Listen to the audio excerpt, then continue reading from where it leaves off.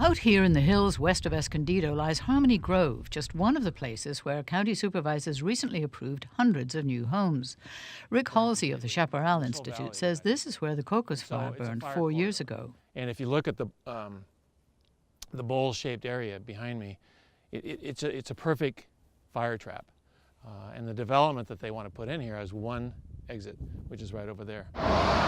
Halsey says the semi-rural developments the county has recently approved put thousands of people in danger. You cannot put thousands of people on the roads and expect them to survive. And that's what happened in Paradise. They had a plan where they were going to do groups of people evacuate. You can't do that. I mean, it happens in a matter of moments. So you've got gridlock on these roads where people are basically dying in their cars because of the heat. Evacuations in San Diego County are coordinated between the Sheriff's Department and Cal Fire. If evacuation were to occur, we have a set of maps. Cal Fire's John Heggie says public safety is their #1 priority. And go ahead and we use these magnets to go ahead and set the maps up, and then we work with our law enforcement cooperators to be able to identify areas that would be either an evacuation order or an evacuation warning. And what we'll be able to do is then be able to give that information to the county, and therefore they can put it out on the alert system and the reverse 911 system. So it's a well orchestrated dance, so to speak, between us and our law enforcement partners to be able to do these evacuations in a timely manner. I lived about a quarter mile south of here. Jim McKim has lived in Harmony Grove for 33 years. He's skeptical. Just yesterday we saw from power outage in the San Elio area, traffic was backed up for about 2 miles going into there just because the stoplights weren't working. McKim has evacuated his home 3 times, the last time for the Cocos Fire in 2014. I was standing on our road watching the fire across the hill.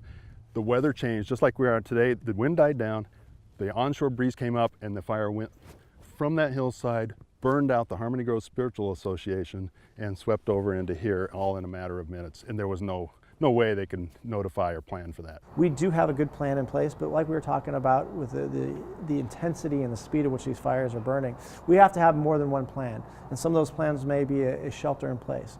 It's not our first choice. Our first choice would be to get people to a safe place, but maybe that will be a second choice if our first option is closed. This is where essentially people can come. Sheltering in place is an option that needs planning and training, says Rick Halsey. He says there are communities that are better prepared for it than others, such as here in Eureka Springs, a community in North Escondido surrounded by chaparral-covered hills. Halsey says ember-resistant vents on all the roofs are a key feature. People have this notion there's this wall of flame coming and hammering these homes and they're exploding, and people talk like that. And 99% of the homes don't ignite that way. What happens is these little embers get into the attic and they basically burn from the inside out. Halsey says if developers installed external sprinklers for the houses and sacrificed a few homes to create empty space within a community, it might be viable to shelter in place. If you got ember-resistant vents on all the roofs, and the development right next door has under-eave misters, which will suppress ember ignition, and then importantly, you've got this park right in the center of this development. This is where they should come. This would be a great place to come for safety.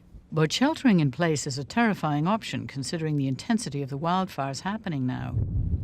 Cal Fire's Heggie says when winds are blowing 50 or 60 miles an hour, firefighters stand little chance of controlling the blaze, and he says people need to take responsibility for their own safety. When the fires are burning rapidly, we don't need people to wait for a message from the fire department or from the sheriffs or from the county. If they feel like they're in harm's way, we want them to evacuate on their own. Halsey says more can be done to make communities on the rural-urban interface safer, but too many decisions are being made for short-term gain at the cost of long-term risk.